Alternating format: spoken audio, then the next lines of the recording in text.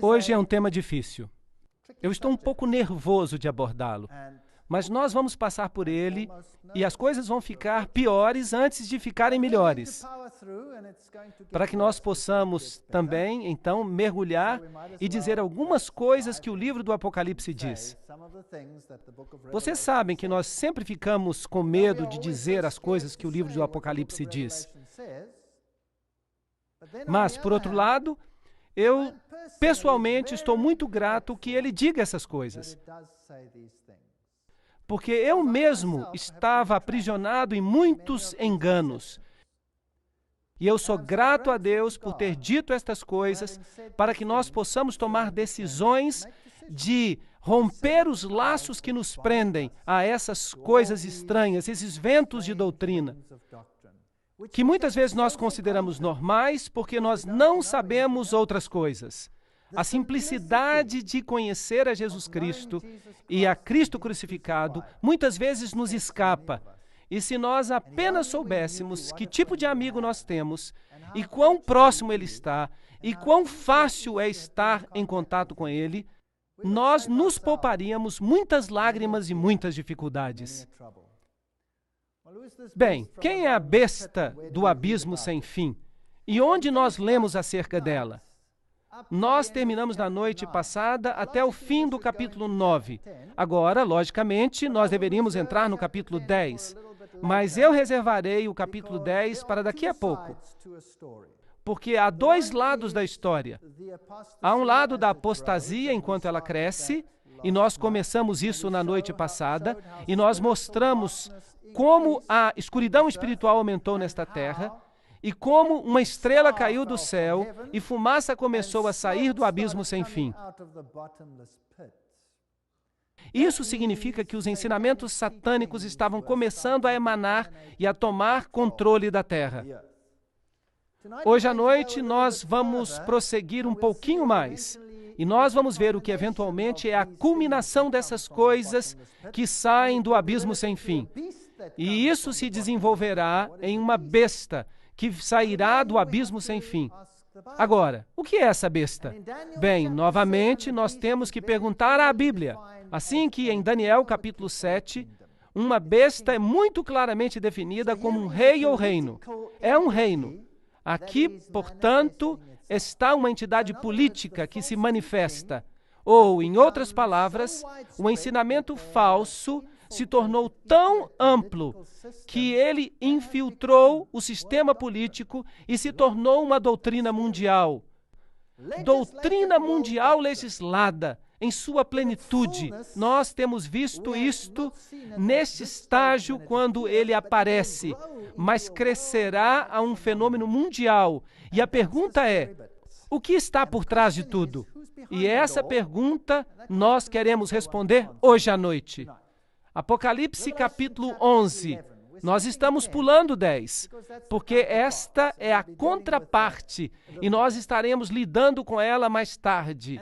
Foi-me dado um caniço semelhante a uma vara, e também me foi dito, dispõe-te e mede o santuário de Deus. Você sabe, quando você mede algo, você quer saber a medida, não é assim? A Bíblia diz que nós somos o templo do Deus vivo. Qual é a nossa medida, portanto? Dispõe-te e mede o santuário de Deus, o seu altar e os que naquele adoram. Portanto, assim como nós tivemos uma enumeração, agora nós temos uma medição. Mas deixa de parte o átrio exterior do santuário e não o meças, porque ele foi dado aos gentios. Estes calcarão aos pés a cidade santa.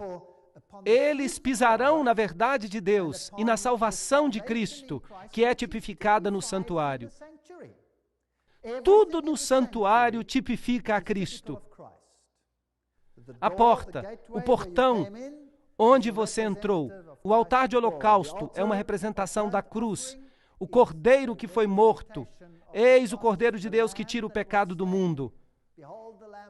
A pia que lava, ela é que lava os nossos pecados.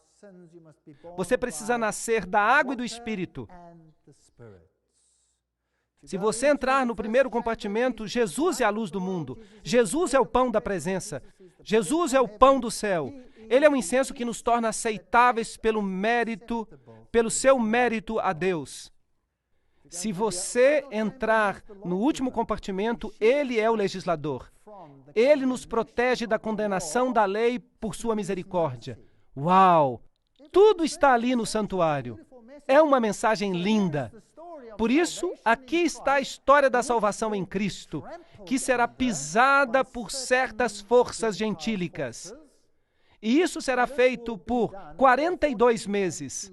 Agora, esse é um tempo profético de novo, e seria interessante saber o que ele significa.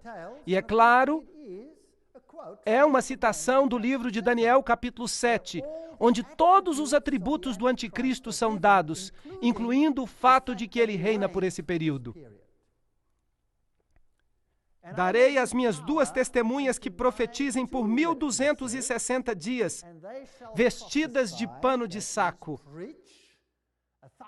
Agora, é isso que chamamos de paralelismo hebraico.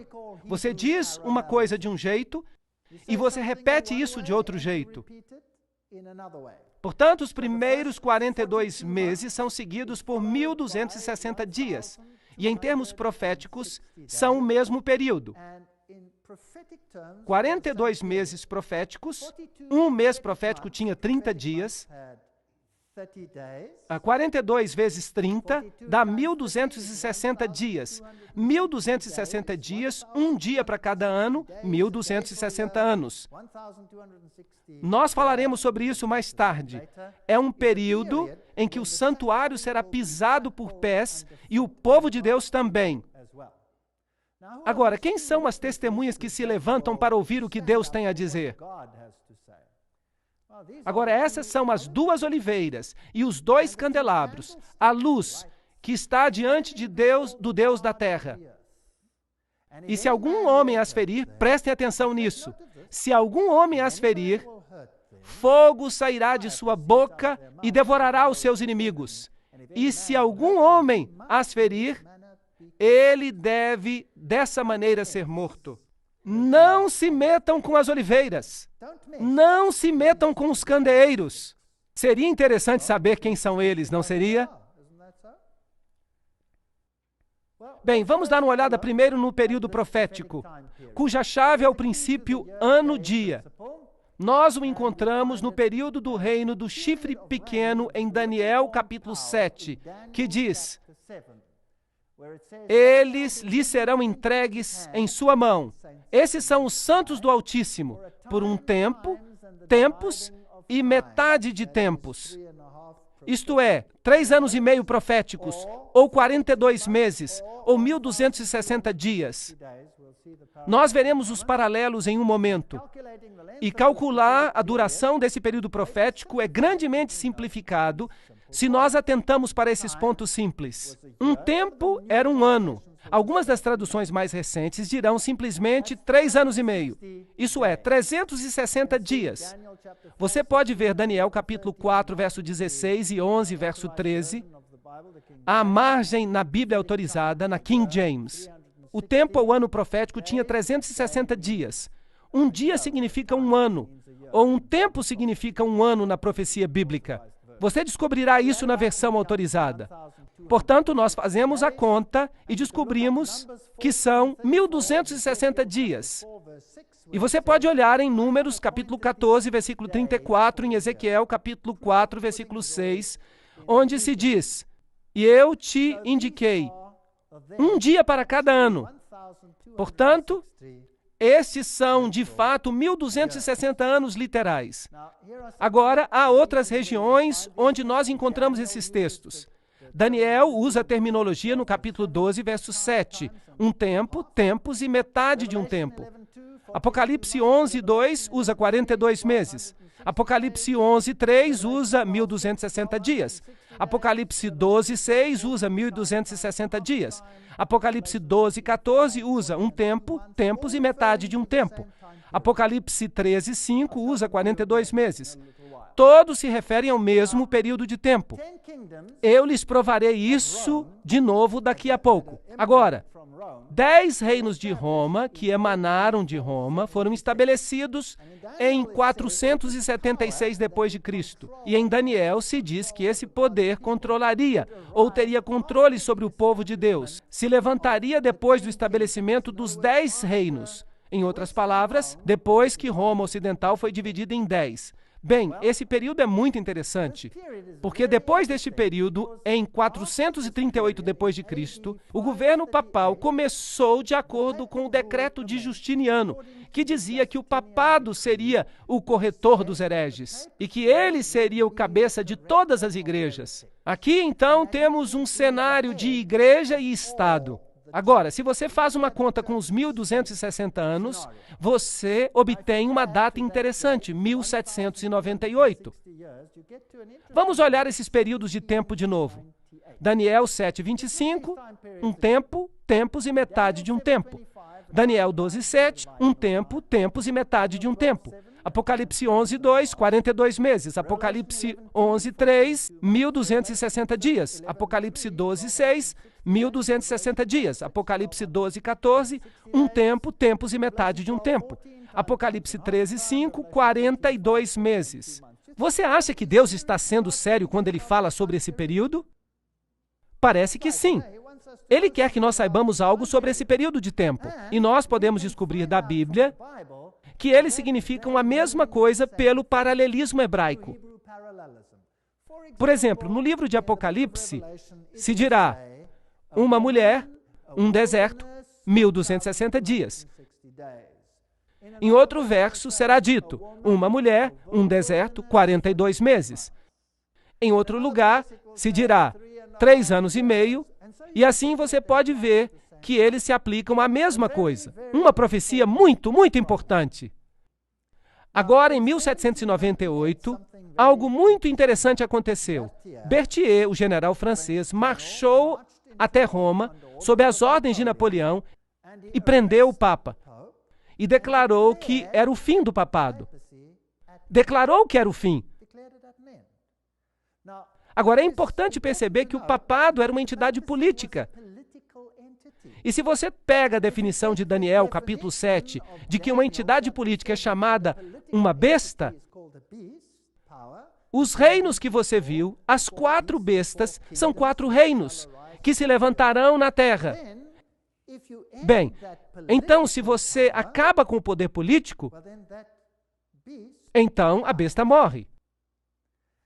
Agora, isso é interessante. A respeito desse poder particular, há um outro verso interessante em Apocalipse, que diz, parecia uma ferida mortal, mas a ferida mortal foi curada. Em outras palavras, ela morre, mas retorna. E esse poder foi reinstaurado como entidade política em 1929, quando Mussolini concedeu valor de Estado e autonomia política ao Vaticano de novo. Então havia uma besta, uma entidade política religiosa. Ela recebeu uma ferida mortal e, contudo, ela cresce e recebe a sua autoridade de novo. E então há algumas coisas interessantes no livro de Apocalipse sobre isso. Vamos olhar essa ferida mortal. No dia 1º de fevereiro de 1798, o Papa Pio VI foi destronado por Napoleão. Seu anel, o símbolo do seu poder, foi-lhe tirado do dedo. E ele morreu no exílio. Essa foi uma ferida mortal. Por volta de dezembro de 1804, o Papa Pio testemunhou Napoleão coroando-se imperador. Aqui estava um Papa sem uma entidade política para governar. Em 1808, Napoleão tirou a autoridade do Vaticano. Ele confiscou toda a cidade do Vaticano. Em 1848, Mazzini ataca Roma e o Papa Pio IX é exilado. Ele é restaurado em 1850, mas ele tinha perdido a sua autoridade papal. Não era mais uma entidade política. Aqui estava a ferida mortal. E há aqui uma sincronia espantosa. Em 538, ele ascende ao trono sob a proteção do Império Romano Oriental, com a ajuda do próprio imperador. ele assume a autoridade com o decreto de Justiniano. 1260 dias proféticos mais tarde, seu poder político chega ao fim. Interessante. Imediatamente, Napoleão reestabeleceu a liberdade religiosa em 1806, no dia 30 de maio. E então nós tivemos um poder que governou o povo de Deus por um período de tempo, politicamente, ditando às outras forças políticas o que elas deveriam fazer com os dissidentes. Vejam vocês que Roma nunca condenou ninguém à morte. A Inquisição era dirigida pelos jesuítas e mais tarde pelos dominicanos. Mas os jesuítas eram os inquisitores originais. Quando eles descobriam que alguém era culpado, eles o entregavam para que o Estado o executasse. Era assim que funcionava. Agora, quem são essas testemunhas que testemunhavam em pano de saco durante este período de tempo? Minhas duas testemunhas. Essas são as duas oliveiras e os dois candeeiros que estão diante do Deus da terra. Por falar nisso, Roma suprimiu as escrituras durante o seu período de reinado? Sim ou não? Sim. Eu fui católico. Era um pecado mortal ler a Bíblia. Era um pecado mortal. Mais tarde, depois de 1962, isso foi alterado. E nós saberemos por quê. É uma razão muito interessante. Veremos numa próxima palestra. Bem, quem são essas duas testemunhas? Elas podem, por exemplo, ser as Escrituras? O Velho e o Novo Testamento? Será possível? Zacarias capítulo 4, verso 1. E o anjo que falava comigo veio de novo e me acordou, como se acorda um homem do seu sonho. E ele me disse, o que tu vês? E eu disse, eu olhei e eis um candeeiro. Vejam que há aqui um candeeiro, todo de ouro, com uma bacia sobre ele, e 7 lâmpadas, e 7 tubos para 7 lâmpadas, que estão sobre ele, e 2 oliveiras. Temos o mesmo símbolo. Portanto, Apocalipse tira este simbolismo de Zacarias.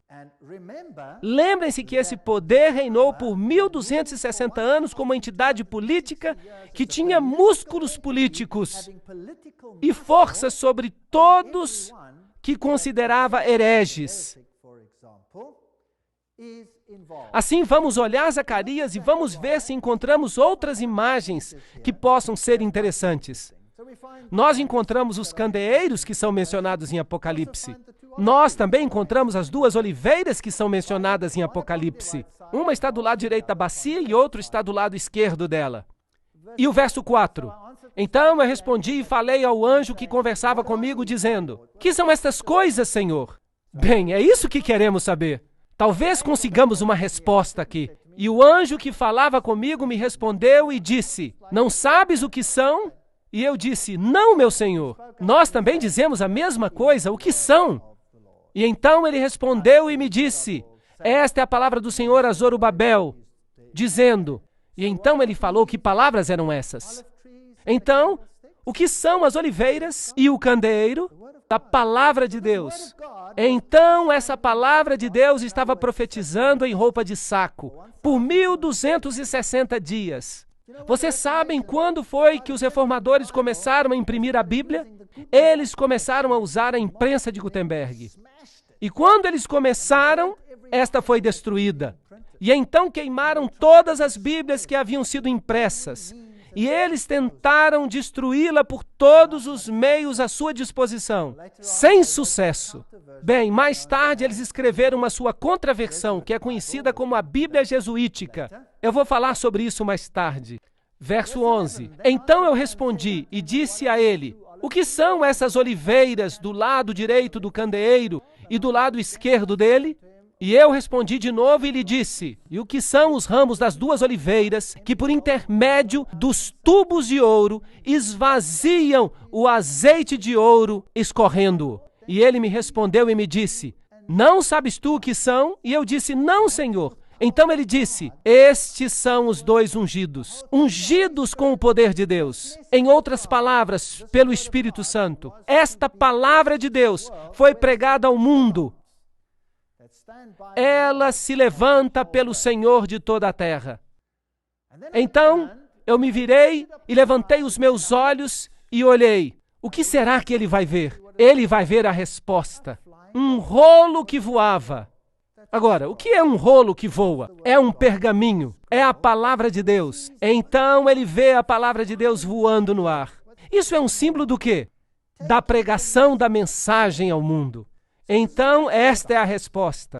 Diz respeito à palavra de Deus. E ele me disse, o que tu vês? E eu respondi, vejo um rolo voando. E a sua extensão. E ele dá a extensão em côvado. E ele me disse, esse é o curso pelo qual ele vai até a terra toda, para que todos os que furtam sejam eliminados.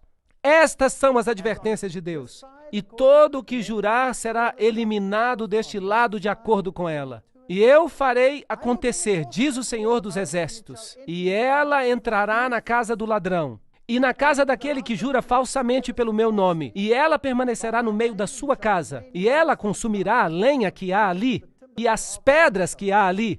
Ok. Então a palavra de Deus convencerá, quer seja suprimido ou não. É isso? Basicamente, é isso que está sendo dito. Leiamos, porque Zacarias está ficando interessante. Então o anjo que falava comigo saiu. Lembre-se, Apocalipse 11 está citando Zacarias, destes mesmos versos. E nós podemos obter mais informações. O que foi que eu disse no começo? A lei é o testemunho. Portanto, nós estamos cavando no testemunho para ver o que os profetas tinham dito, aquilo que está em harmonia com o que vai acontecer aqui. Levanta os teus olhos e vê este que sai. E eu disse, o que é? E ele respondeu, é um efa que sai. Uau, agora está ficando interessante, um efa. Agora, o que é um efa? Um efa era uma medida. Era uma medida padrão com a qual você media farinha, por exemplo. Agora, no livro de Apocalipse, não estava acontecendo uma medição? Sim ou não? Ahá! Aqui temos uma outra medição acontecendo. E nós temos o padrão de medida. Obviamente, o padrão para o que é certo e o que é errado.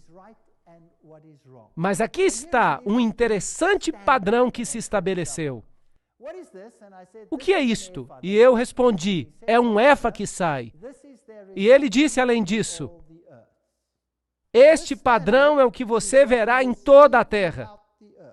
E eis que se levantou um talento de chumbo. Vejam que o efa tinha uma tampa sobre ele. Uma tampa pesada. Esta tampa aqui era muito pesada. Era feita de chumbo. Então ele levantou esta tampa de chumbo e olhou dentro do efa, que é a medida padrão. E o que ele viu dentro? Uma mulher sentada no meio do efa. Oh, isso é interessante. O que é uma mulher na Bíblia? É uma igreja. Uma igreja. Então há uma igreja apóstata nesta terra. E há uma igreja verdadeira nesta terra. E nesta se senta uma mulher. Portanto, ela é um padrão. Um efa que está sendo estabelecido por uma igreja. Será que isso é lógico? Sentada no meio do efa. E ele disse, isso é impiedade. Então temos aqui o contrário do que o rolo estava dizendo. O rolo no início tinha dito, eu te condenarei pela minha palavra. Se você roubar, saberá que roubou. Se você fizer isso ou outra coisa, minha palavra vai condenar você. Mas aqui está um outro padrão sobre a terra. E ele é controlado por uma igreja diferente. E é uma igreja ímpia. E ele atirou o peso de chumbo na boca. Então esta mulher se revelou por um tempo. E então a tampa foi devolvida. Opa! Agora está interessante. Será que o Apocalipse falou de um padrão que não era bíblico? Sim ou não? Claro que falou. E a tampa foi levantada para que todos pudessem ver. Como é que os reformadores chamavam Roma? Chamavam abertamente de anticristo, mas então se fechou. E o que os reformadores dizem hoje? Publicamente, oficialmente, em todos os seus sínodos, o que o concílio luterano decidiu?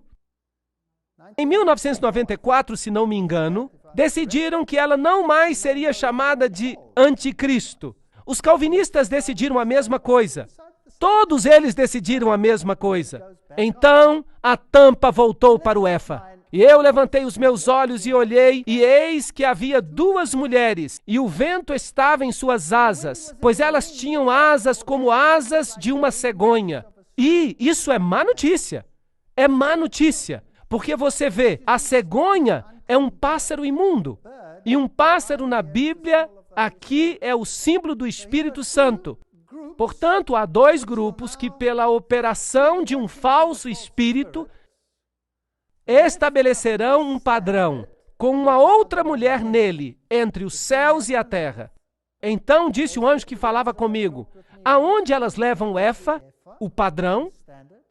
E ele me disse, para construir uma casa na terra de Shinar, isso é, Babilônia, e será estabelecida, posta sobre sua própria base. Uau! O que Zacarias está dizendo é que um outro padrão reinará nesta terra. Este padrão será estabelecido por uma igreja. Todos terão o conhecimento de que era ímpio, será revelado, mas a impiedade será coberta. E então, dois grupos de igreja poderosos, a Bíblia os chama de dragão e falso profeta, virão e então levantarão este padrão e dirão, aqui está, e o Império Babilônico renascerá num sentido espiritual nesta terra, com um padrão que substitui o padrão de Deus. Isso está fazendo sentido? É assustador? Será que vai acontecer? Bem, vamos ver o que o resto do Apocalipse diz sobre isso. A palavra de Deus. Agora nós temos o pano de fundo do lugar da Bíblia onde o Apocalipse tirou a sua imagem e nos conta o que está acontecendo. A palavra de Deus, Apocalipse 11:6, diz, elas têm autoridade para fechar o céu, para que não chova. Será que a palavra de Deus tem poder para fazer isso? Claro que sim. Elias não o fez? Elias orou sob a inspiração de Deus e disse que não choveria. E em 3 anos e meio não choveu. É interessante que esse poder profético reina por 3 anos e meio proféticos. O que isso significa espiritualmente? Uma falta da palavra de Deus.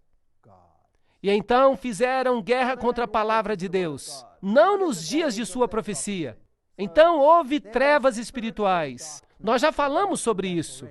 E tem o poder sobre águas para torná-las em sangue e para ferir a terra com todas as pragas, tantas vezes quantas quiserem. Uau! Más notícias se você permite que a palavra de Deus lhe seja tirada. Você está encrencado. E quando eles terminaram o seu testemunho, em pano de saco, a besta que ascende do abismo sem fim fará guerra contra elas. Agora, quando será que terminarão o seu testemunho em pano de saco? Depois dos 1260 dias. Bem, se essa profecia está correta, então isso nos traz ao ano 1798. E nesse período de tempo, um poder começará a emergir da terra. E sua função será destruir a palavra de Deus. É interessante, pois depois de 1798, um poder emergirá, cuja função será destruir a palavra de Deus. E esta besta ascende do abismo sem fim. Quem estava no abismo sem fim antes? Bem, a estrela que caiu do céu trouxe fumaça do abismo sem fim, espalhando suas falsas doutrinas pela terra. E agora está sendo estabelecido o ponto de autoridade. Aqui está o reino de Satanás crescendo sobre a terra. Mas lembre-se, Deus só está observando, está permitindo. Deus está nos contando sobre isso. Mas Ele vai fazer guerra contra eles. Ele os vencerá. Ele os destruirá. Então, alguma coisa acontece aqui que faz com que a palavra de Deus seja oficialmente rejeitada. Mas isso é um envolvimento maior. Será o nascimento de um reino que quer oficialmente obliterar a palavra de Deus. E o seu cadáver ficará estirado na praça da grande cidade que espiritualmente se chama Sodoma e Egito, onde também o seu Senhor foi crucificado. Agora, nosso Senhor não foi crucificado em Sodoma, e ele não foi crucificado no Egito. Portanto, somente nas pessoas de seu povo pode ele ser crucificado. Agora, talvez haja aqui uma tipologia que precisamos compreender. Será que há alguma coisa que aconteceu por volta de 1798 naquela região do mundo, onde houve um ataque à palavra de Deus? Bem, não podemos misturar as palavras aqui. Eu repetirei. Onde houve um ataque à palavra de Deus, num lugar onde o povo de Deus tinha sido sacrificado, morto, assassinado por causa de sua fé? Será que Cristo estava sendo crucificado de novo sob a forma de seu povo? Será que houve um país que fez isso? Sim, de fato houve. É um país muito interessante. E esse país se chama França. Eles fizeram exatamente isso. Uma representação como numa miniatura. Sim, no livro Grande Conflito há uma linda declaração sobre isso. Vamos lê-la. A grande cidade em cujas ruas as testemunhas foram mortas e onde seus corpos jazem é o Egito espiritual. De todas as nações apresentadas na história bíblica, o Egito mais abertamente negou a existência do Deus vivo e resistiu aos seus mandamentos. Nenhum monarca já se aventurou de forma mais aberta numa rebelião contrária à autoridade dos céus do que o rei do Egito. Quando a mensagem lhe foi trazida por Moisés, em nome do Senhor, Faraó respondeu orgulhosamente: quem é Jeová para que eu obedeça a sua voz e deixe Israel ir? Eu não conheço Jeová, nem deixarei Israel ir. Esta é uma rebelião aberta contra a palavra de Deus. A citação continua. Isso é o ateísmo. E a nação representada pelo Egito daria voz a uma negação semelhante das ordens do Deus vivo e manifestaria um espírito semelhante de descrença e desafio. A grande cidade é também comparada espiritualmente a Sodoma. Ao quebrar a lei de Deus, foi especialmente manifesta na luxúria. E esse pecado foi também a característica proeminente da nação que cumpriria as especificações desta passagem bíblica. Eu posso continuar falando sobre isso. É um assunto muito fascinante, onde o Senhor foi também crucificado. Esta especificação da profecia também foi cumprida pela França. Em nenhuma terra o espírito de inimizade contra Deus foi mais claramente demonstrado. Em nenhum país a verdade encontrou uma oposição mais amarga e cruel. Na perseguição que a França visitou sobre os confessores do Evangelho, ela crucificou a Cristo na pessoa dos seus discípulos. Eu acredito nisso. Eu gostaria de ir adiante e dizer que a França representa os primórdios, o cerne da ascensão do reino de Lúcifer. E eu vou provar isso para vocês com muitas citações. E nós veremos que o que foi estabelecido ali há de governar o mundo todo hoje. E isso afeta você e a mim diretamente. Isso é a história em aplicação.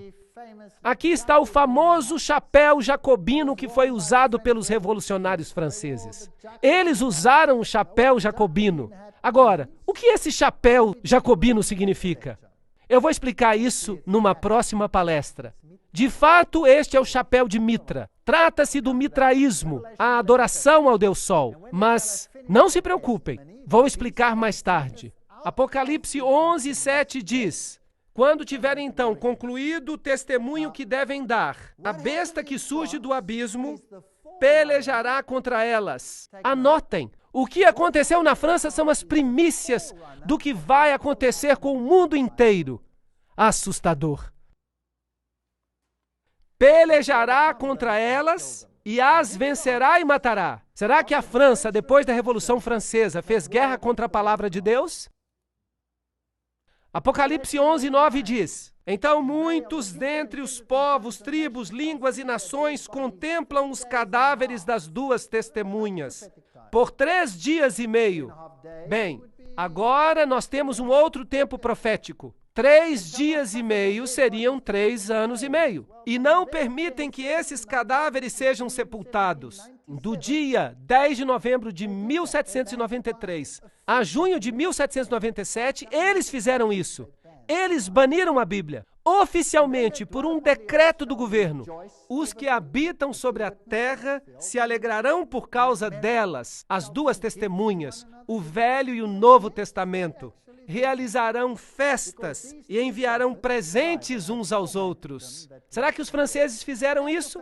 Sim, eles de fato fizeram isso, porque esses 2 profetas, a Bíblia tinha atormentado aqueles que viviam sobre a terra. É verdade, eles só acreditavam que a Bíblia os havia atormentado, mas há mais gente que acredita que a Bíblia era um poder atormentador.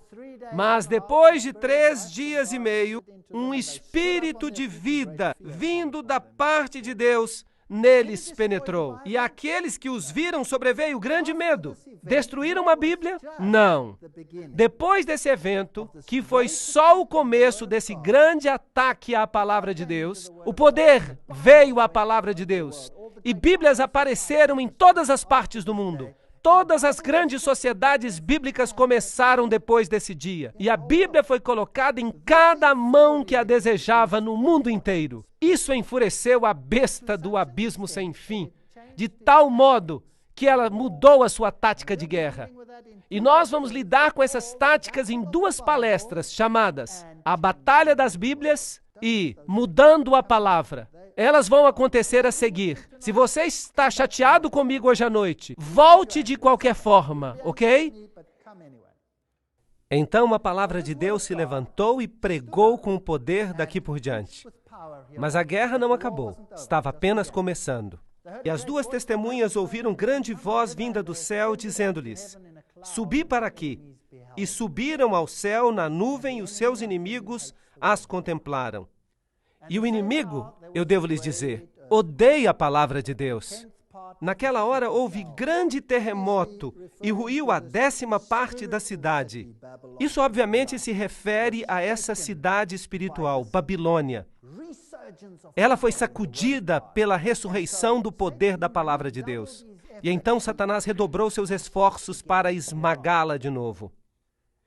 E morreram nesse terremoto 7.000 pessoas. De novo, esse é um número simbólico. Ao passo que as outras ficaram sobremodo aterrorizadas e deram glória ao Deus do céu. Notem, passou o 2º ai. Eis que sem demora vem o 3º ai. Um ai é algo que torna impossível para as pessoas encontrarem a verdade. O 1º ai foi a destruição física das áreas cristãs originais pelos poderes que trabalhavam contra Cristo.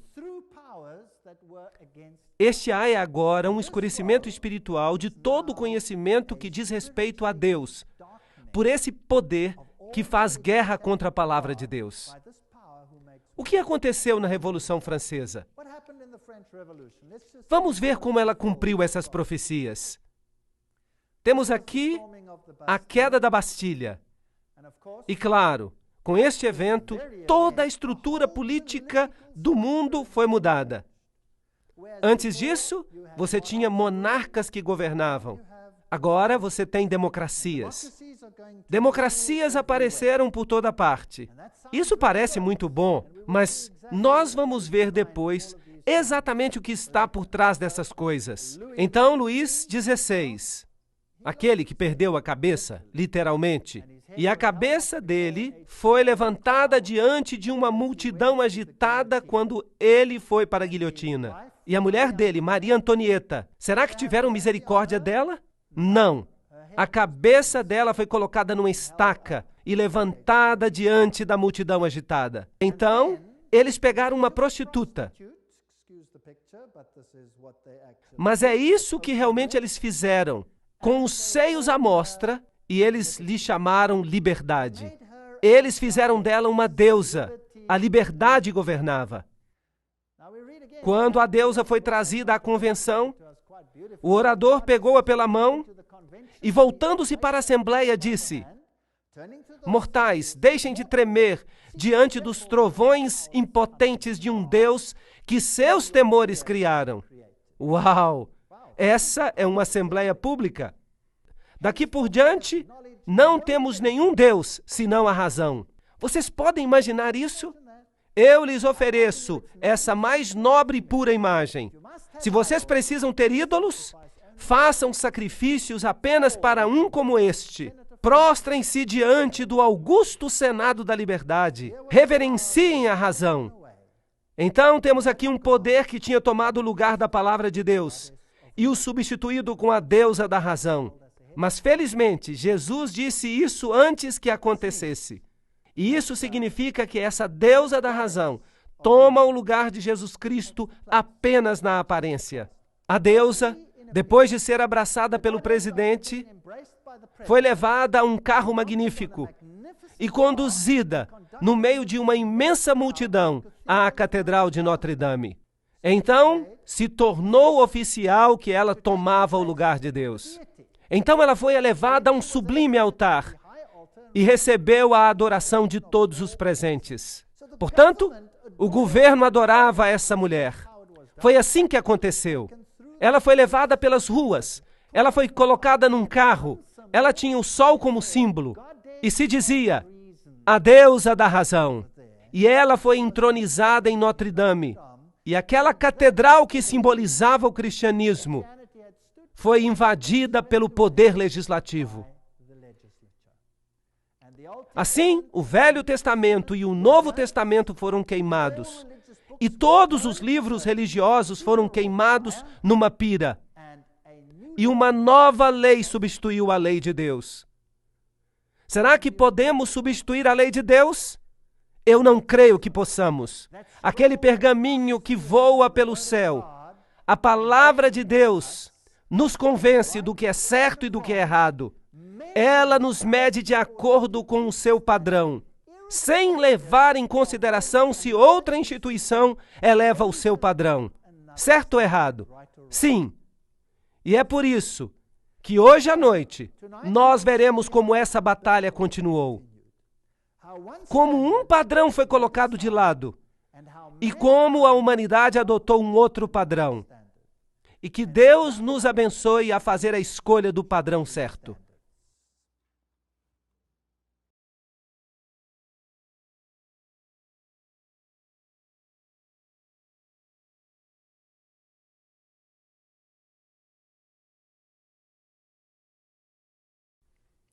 Nós continuamos a história.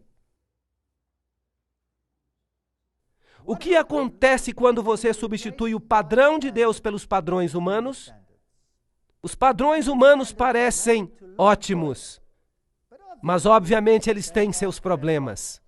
Bem, durante a Revolução Francesa, um novo padrão para a humanidade apareceu.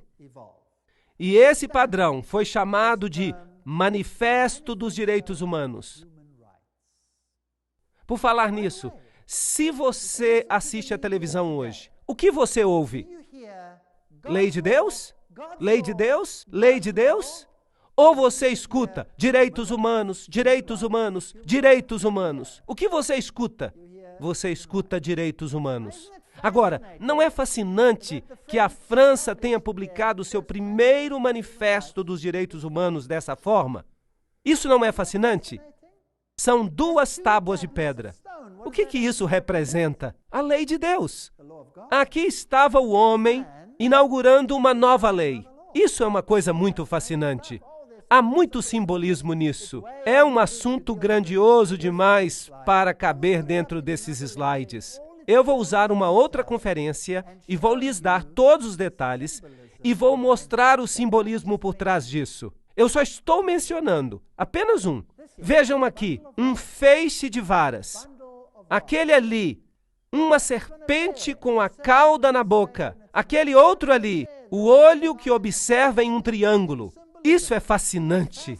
Um feixe de varas. O que isso significa? Esses são os fascia. Fascia. Vem do tempo romano, do procônsul. Ele usava um feixe de varas, fascia, e ele as levava até um monte. E se ele fosse aceito como líder por todos, ele colocava uma coroa ao redor dele e se tornava poderoso no comando.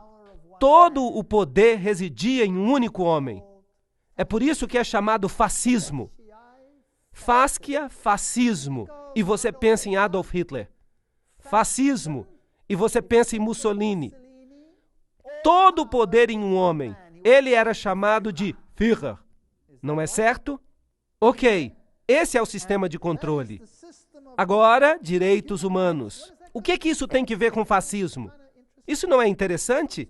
Eu diria que é interessante, mas vamos deixar isso para a próxima conferência. O primeiro manifesto dos direitos das nações foi de fato declarado por Ciro o Grande. Na cultura persa, havia este grande princípio fundamental: bons pensamentos, boas palavras, boas obras. Ciro o Grande. Bons pensamentos, boas palavras, boas obras. E o manifesto dele era assim: quando os meus soldados, em grandes números, entrarem pacificamente em Babilônia, eu não permitirei que ninguém aterrorize o povo.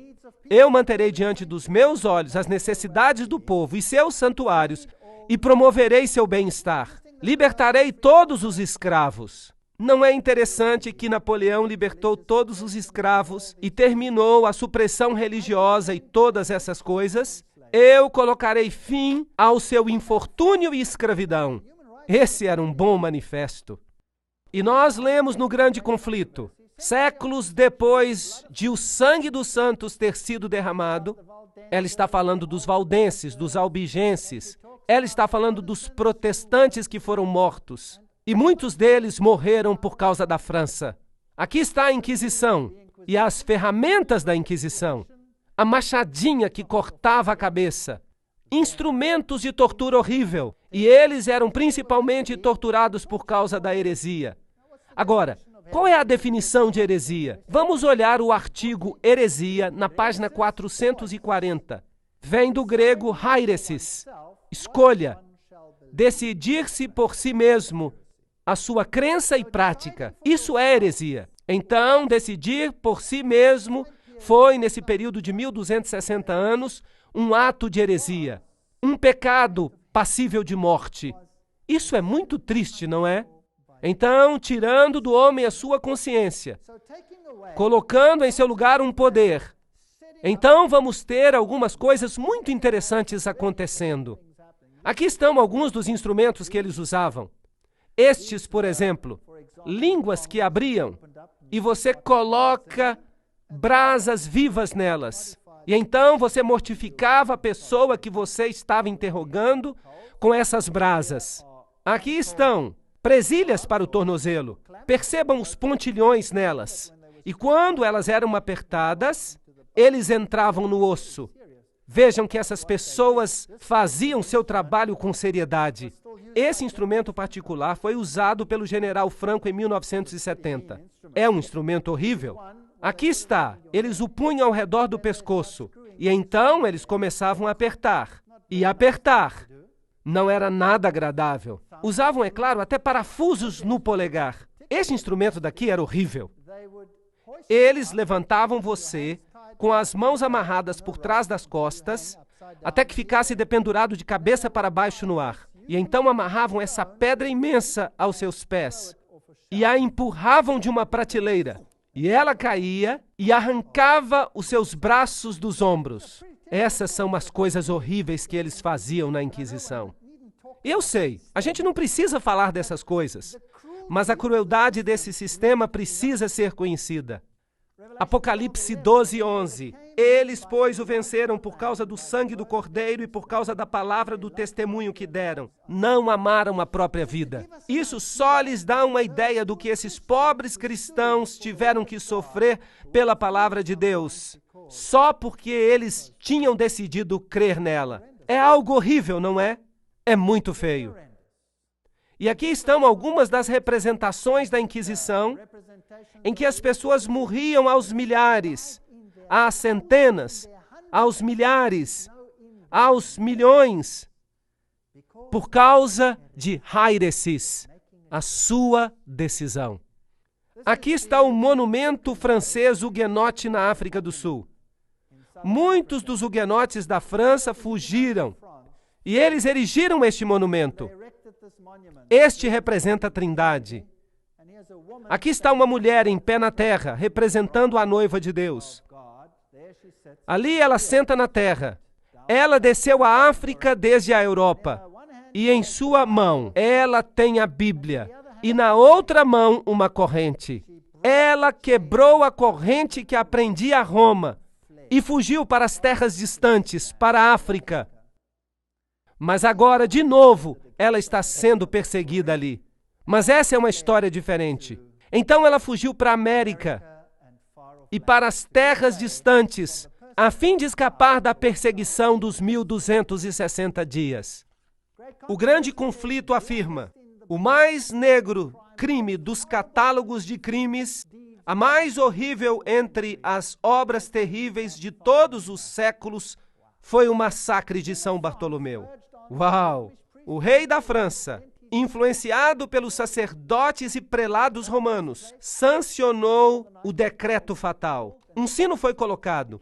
No meio da noite, o sino foi tocado. E então o massacre começou. E 50.000 protestantes foram assassinados em uma única noite pelo engano. Haviam dito a eles: vamos trabalhar juntos no futuro. Não vamos mais brigar por essas coisas. E os protestantes pensaram: oh, que maravilhoso! Uma palavra gentil de Roma. Nós podemos trabalhar juntos. E eles aceitaram o ecumenismo. Mas enquanto isso, houve uma conspiração. E numa noite, o sino tocou. E os inocentes desprotegidos morreram em uma noite. Bem, as armas do castelo de Santo Ângelo deram uma salva de alegria.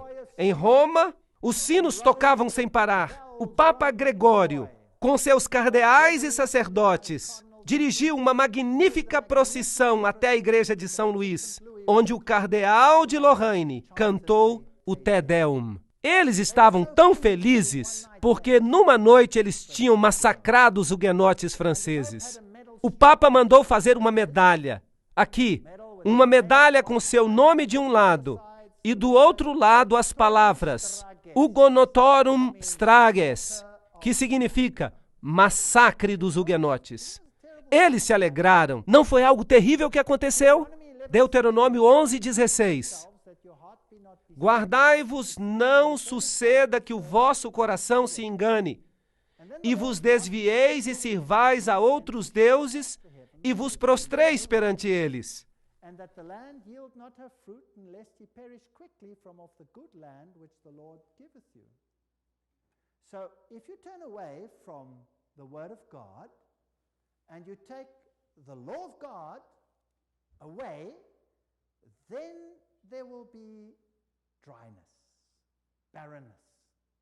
Apocalipse 11:7.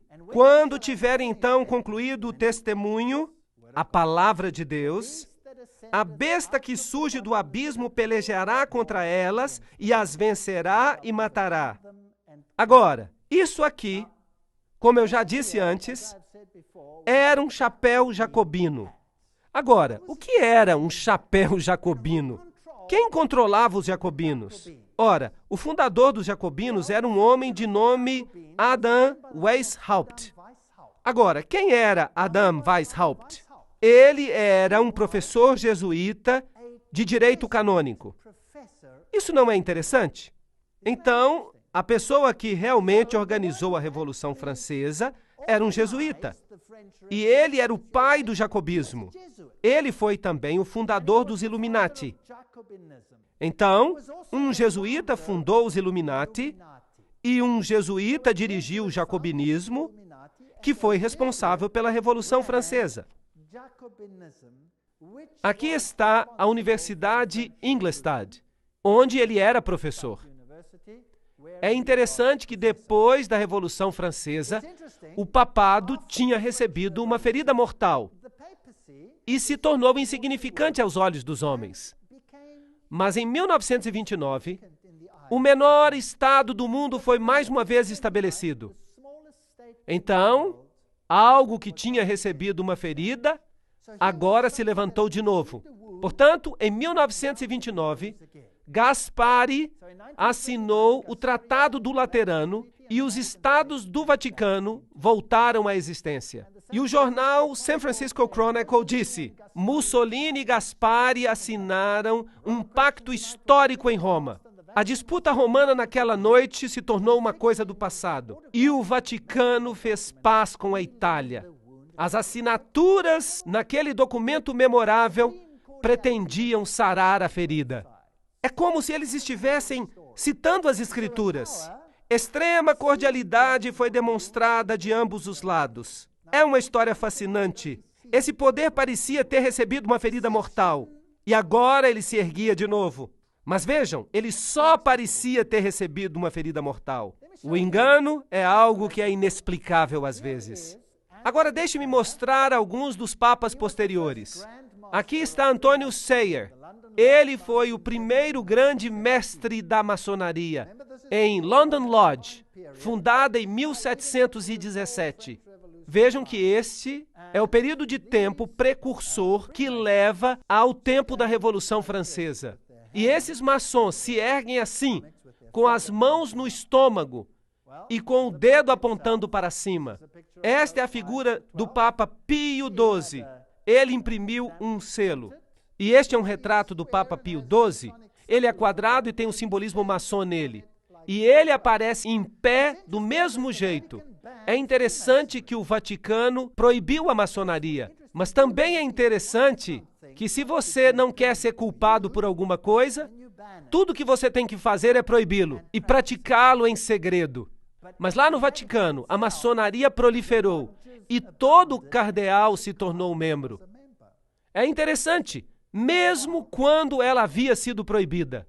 Lembrem-se que Apocalipse capítulo 9 nos disse: soou a trombeta, e eu vi uma estrela cair do céu na terra, e a ele foi dado a chave do abismo sem fim.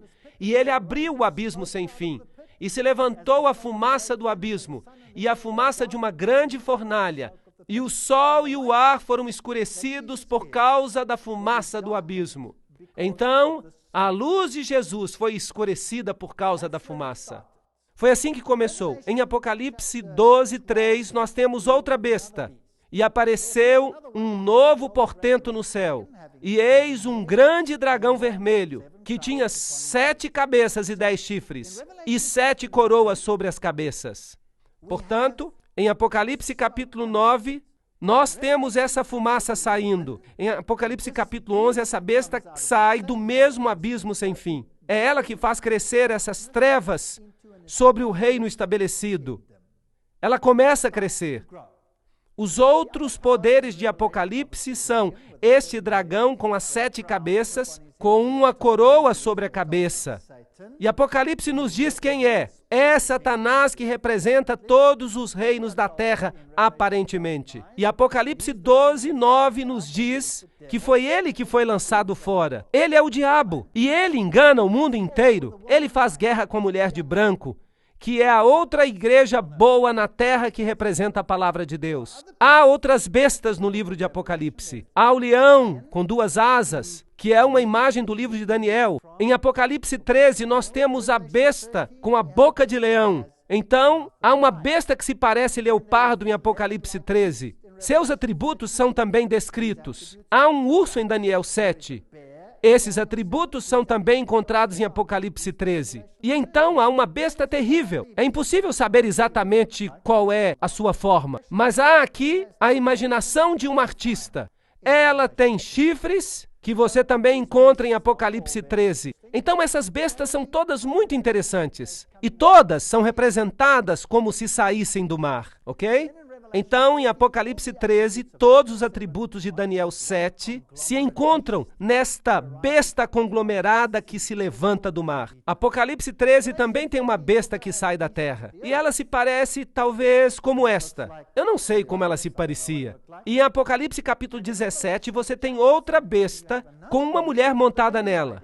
Vamos ler isso. 17:3. E ele me levou em espírito até o deserto. E eu vi uma mulher sentada sobre uma besta escarlate, cheias de nomes de blasfêmia contra Deus, e tendo 7 cabeças e 10 chifres. E o verso 8. A besta que viste era e não é, está para emergir de onde? Do abismo, e caminha para a destruição. Isso é interessante. Que outra besta veio do abismo sem fim? A besta de Apocalipse 11, certo? Que fazia guerra contra o povo de Deus. Será que há uma ligação aqui? Provavelmente. E quem controla essa besta que sai do abismo sem fim? Quem está montada nela? Uma mulher. Uma igreja dirige. Será possível que os sistemas políticos deste planeta estão sendo dirigidos por uma mulher e nós não saibamos disso? Porque ela se escondeu no mistério, no segredo, e você não a vê, e você não a conhece, mas está realmente acontecendo? Você acha isso possível? Você acha que esse poder, esta igreja, pode ter usado seus agentes para fingir matá-la, quando de fato ela controla o mundo através das suas agências? Através das sociedades secretas do mundo? Essas sociedades que foram iniciadas por Weishaupt, que era o quê? Um jesuíta. É possível? Iluminismo. O que é o iluminismo? Para onde ele está nos levando? É possível que haja uma guerra contra a palavra de Deus? Que aqueles que representam a palavra, a igreja, vão entrar em conflito com essa nova entidade política que tem um novo padrão que é chamado de direitos humanos? Você acha que isso é possível? Você sabe que há um autor que há 150 anos escreveu sobre este assunto. E eu vou citar este autor agora. E o ponto não é se isso é certo ou errado, mas apenas que foi percebido assim. E vamos comparar isso com o que o ocultismo disse mais ou menos na mesma época. Nós vamos fazer isso. Vamos comparar o que esta fonte disse com o que os próprios ocultistas disseram exatamente no mesmo período. E nós vamos ver algo fascinante. Então, se vocês tiverem paciência comigo, sem identificar, eu gostaria de ler algumas dessas coisas que pareciam estar corretas há 150 anos, quando essas coisas estavam acontecendo. Você sabe, a Revolução Francesa e suas consequências. Por uma variedade de imagens, o Senhor Jesus representou a João, está falando do Apocalipse, o caráter ímpio e a influência sedutora daqueles que têm se destacado na sua perseguição ao povo de Deus. A apresentação de Deus de obras detestáveis dos habitantes dos poderes que governam o mundo, que se ligam em sociedades secretas, que desonram a lei de Deus, deveria capacitar o povo que tem a luz da verdade para que se mantivesse distante desses males. Então, 150 anos atrás, isso já era percebido. Uau! Então, para João, o caráter ímpio e a influência sedutora daqueles que se destacaram por sua perseguição ao povo de Deus, quem são esses? Esse terrível retrato descrito por João para mostrar quão completamente os poderes da terra se entregarão à maldade, deveria mostrar para aqueles que receberam a verdade quão perigoso é se associar com sociedades secretas ou se unir a elas. Fascinante. Os poderes que governam o mundo, que se associaram a sociedades secretas e confederações, eles não guardarão os mandamentos de Deus. Eles têm um outro padrão. Aqui está o texto citado pelo profeta Isaías, que eu já li para vocês. Isaías, no capítulo 8, 9 a 13, diz: Associai-vos, ó povos, e sereis despedaçados. Em outras palavras, fazei confederações por trás dos bastidores, planejai juntos como subverter a verdade no mundo. Ó povos, sereis despedaçados. Dai ouvidos todos os que sois de países longínquos. Cingi-vos e sereis despedaçados. Forjai projetos e eles serão frustrados. Falai a palavra e ela não subsistirá, porque Deus é conosco. Essas pessoas estão dizendo, Deus é conosco. nós estamos fazendo a coisa certa, porque o Senhor assim me disse, tendo forte a mão sobre mim, e me advertiu que não andasse pelo caminho desse povo, dizendo, não chameis conjuração a tudo quanto este povo chama conjuração. Não temais o que ele teme, nem tomeis isso por temível. Ao Senhor dos exércitos, a ele santificai, seja ele o vosso temor, seja ele o vosso espanto. Ahá! Então Isaías está prevendo que o mundo se associaria e diria, o Senhor está nisto, nós estamos trabalhando juntos como um grupo. Esta é a melhor coisa que devemos fazer. Mas eles estão deixando Deus fora disso e não terão sucesso. Então, há aqueles que perguntam se é correto para os cristãos pertencerem à maçonaria e a outras sociedades secretas. Que todos leiam uma passagem que acabei de citar. Se nós somos mesmo cristãos, precisamos ser cristãos em todo lugar e precisamos considerar e ouvir o conselho dado, tornando-nos cristãos de acordo com o padrão da palavra de Deus. Percebem, então, que é importante que nós vejamos o que os maçons realmente ensinam? Ou talvez ainda mais interessante, quem fundou os maçons? Quem os controla? O que eles ensinam? Será que de fato eles pregam contra Jesus e a palavra de Deus? Sim ou não? Essas são perguntas que nós precisamos responder. O caráter não cristão dessas confederações será percebido nas sociedades secretas, porque elas servem a deuses tão insensatos e tão impotentes quanto os deuses do hinduísmo. Que interessante! Aqueles que se levantam pelo estandarte ensanguentado do príncipe Emanuel não podem se unir à maçonaria ou a qualquer outra sociedade secreta. Cristo não está dividido. Ninguém pode se unir a elas e ser homem livre diante de Deus. Os cristãos devem romper todos os laços que os prendem a essas sociedades secretas que não estão sob o controle de Deus. Nós não podemos pertencer a sociedades secretas. Isso foi escrito há 150 anos. E, finalmente, uma coisa eu sei, que aqueles que permanecem em contato com elas serão queimados com os maços de joio. Os agentes satânicos estão em toda a cidade, ocupadamente organizando partidos que opõem a lei de Deus. Nós não podemos baixar a nossa guarda. E um dos planos das sociedades secretas é formar monopólios gigantescos. Poucos homens se juntarão para obter todos os meios em certas linhas de negócio. Será que isso está acontecendo hoje? Estamos vendo monopólios gigantescos sendo formados, forçando o pequeno empresário a se aposentar ou a se submeter a seu poder? Sim ou não? E se você não faz o que mandam, você não consegue prosperar. Você já ouviu falar de multinacionais? Sim ou não? Você não pode abrir o jornal hoje sem ler a respeito das multinacionais. Certo ou errado? Parece tudo bom, mas você sabia que a sua liberdade está sendo corrompida passo a passo, até que você não seja nada mais do que um escravo? E se você ousar abrir a boca, bem, você perderá o seu emprego e a sua indústria, e você não será capaz de comprar ou de vender. Os sindicatos serão uma das agências que trarão sofrimento à terra neste tempo, como nunca o mundo experimentou. As pessoas não creem nisso, mas eu creio. Eu já tive a experiência desagradável de me levantar do outro lado dos sindicatos quando eles estão em greve. Você já viu isso? É muito assustador. Na África, onde eu vivo, os sindicatos são muito poderosos. Os sindicatos parecem uma coisa boa. E é claro, os direitos humanos garantem a existência de sindicatos para que você possa brigar pelos seus direitos. Mas pense nisso. Se o bolo é de um tamanho e eu brigo por uma fatia maior, o que acontece com a fatia do meu vizinho? Ela fica menor, certo ou errado? Será que eu estou amando o meu próximo como a mim mesmo quando eu faço com que a fatia dele fique menor para que a minha possa ficar maior?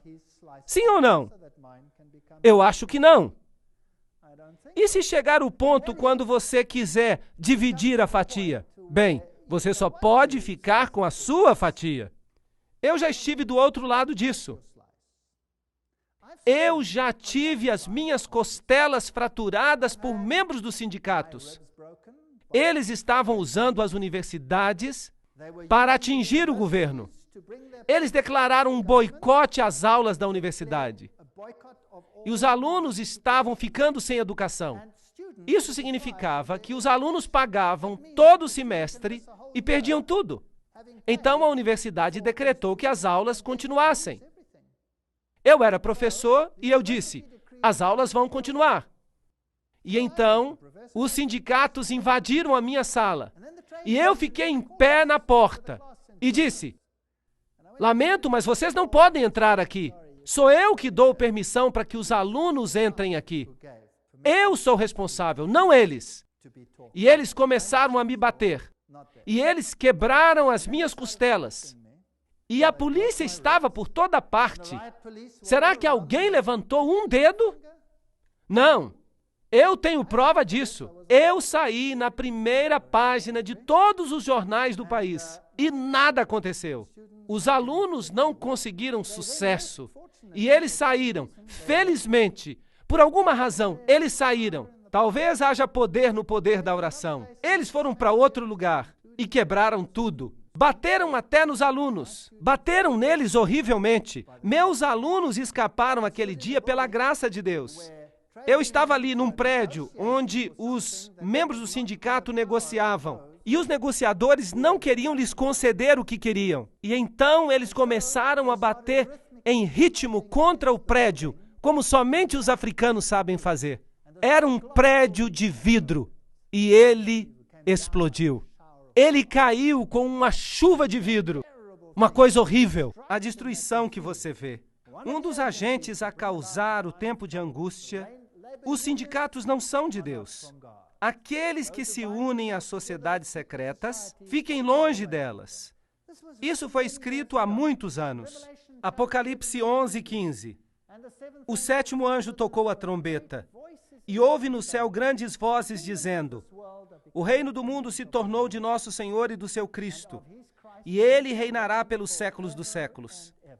E os 24 anciãos que se encontram sentados nos seus tronos, diante de Deus, prostraram-se sobre os seus rostos e adoravam a Deus, dizendo, graças te damos, Senhor Deus Todo-Poderoso, que és e que eras, porque assumiste o teu grande poder e passaste a reinar. Portanto, há também boas notícias. Apesar deste poder, que começa em Apocalipse capítulo 9, abrindo as covas do inferno, para trazer as suas doutrinas ao mundo, doutrinas que obscurecem a luz, e para trazer trevas sobre a terra, crescendo através da história até o tempo em que nós chegamos à Revolução Francesa. As covas do inferno estão abertas de novo e um poder se levanta. Este deve se tornar um poder político universal que será controlado por uma mulher. Por uma igreja que substituirá a palavra de Deus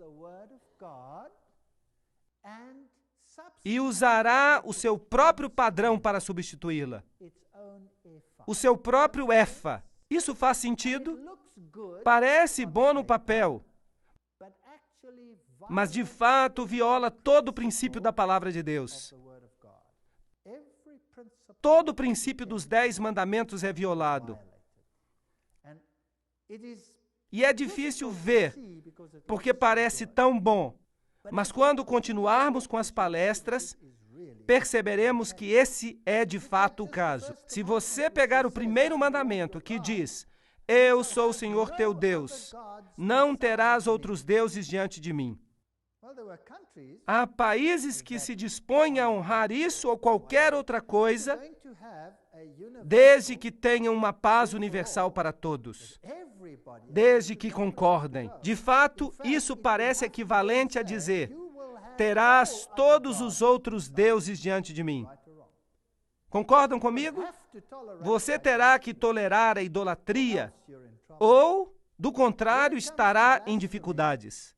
No que diz respeito à blasfêmia, não é fascinante que quando você liga a televisão, só se blasfema contra um Deus? Já notaram isso? Só se blasfema contra um Deus, não se blasfema contra os outros. E eu acho isso fascinante. Eu quero escrever à Comissão dos Direitos Humanos e dizer, vocês sabem, para termos igualdade, deveríamos blasfemar contra todos os deuses igualmente. Eu imagino como eles reagiriam. Eu imagino como o mundo muçulmano reagiria se fizesse lá o que se faz no mundo inteiro na televisão contra Jesus hoje em apenas um dia. Eu imagino como eles reagiriam se a mesma coisa fosse feita em termos da religião budista, ou da religião hindu, ou de qualquer outra religião na face da terra, se nós queremos igualdade para todas. E que tal o 5º mandamento? Honrai pai e mãe. Não, as crianças de hoje têm que ser reeducadas de acordo com padrões para se tornarem cidadãs do mundo. Isso significa que devem parar de respeitar o pai e a mãe e começar a respeitar o sistema. Será que faziam isso no comunismo? O que faziam no comunismo quando as crianças queriam se apegar às normas dos seus pais? O que faziam com elas? Eles as pegavam e as reeducavam. Eles as ensinavam a não respeitar pai e mãe. Isso não é triste? Não matarás. Uau! Não cometerás adultério. Não dirás falso testemunho. Será que essas coisas são toleradas? Um dia Jesus vai convidar a todos que entrem no reino. No reino haverá justiça e verdade. Não haverá mais mentira. Os padrões serão os padrões que ele determinar, e estes se aplicarão a todos. Na verdade, as nações se enfureceram. Chegou, porém, a tua ira, e o tempo determinado para serem julgados os mortos, para se dar o galardão aos teus servos, os profetas, aos santos e aos que temem o teu nome, assim aos pequenos como aos grandes, e para destruíres os que destroem a terra. Não é interessante? Abriu-se então o santuário de Deus que se acha no céu, e foi vista a arca da aliança no seu santuário. Onde está Jesus? Em que compartimento? No Santíssimo. Uau! Nós nos movemos do período de ministério no primeiro compartimento ao ministério no segundo compartimento. Esse é o juízo. E a arca do testemunho, os 10 mandamentos, são o padrão universal para o que é certo e o que é errado. Não há dúvida sobre isso. E nós vemos esse testemunho. E isso significa que o tempo acabou. E sobrevieram relâmpagos, vozes, trovões, terremoto e grande saraivada. Esta é a história da última praga na terra. E o reino de Deus se torna o reino da terra também. Então, Jesus, o grande sumo sacerdote, é visto na frente da arca do testemunho. Esse é o verdadeiro padrão. Não o éfa controlado pela mulher. Não importa quantas cegonhas e espíritos imundos levantem este estandarte para que o mundo o aceite. Ele é contrário à palavra de Deus. E como vimos até aqui, essa igreja é definida, infelizmente, é a igreja que domina por 1260 dias. É a igreja da Idade Média. É a igreja romana. E eu não posso mudar isso. Eu já fui católico. E eu agradeço a Deus porque Ele me mostrou essas coisas. E por trás de tudo isso, por trás dessa Revolução Francesa e de tudo isso, nós vimos os agentes dessa igreja. Nós vimos os agentes jesuítas por trás de tudo. E nós vimos que as sociedades secretas, porque tudo nelas é envolto em mistério, farão as mudanças que anularão a palavra de Deus. Por isso, nas próximas conferências, nós vamos por trás dos bastidores. Vamos expor alguns fatos para ver se as coisas são mesmo assim. Mas mesmo que seja assim, que eu presumo que seja, Jesus está no controle. Ele permitiu que víssemos essas coisas. Ele é o sumo sacerdote que oficia. Ele é o Rei dos Reis. Ele voltará em glória. E não importa quantas trevas haja no abismo sem fim. Jesus está no controle. Nada temos a temer. Apeguemo-nos a Ele e ninguém se perderá.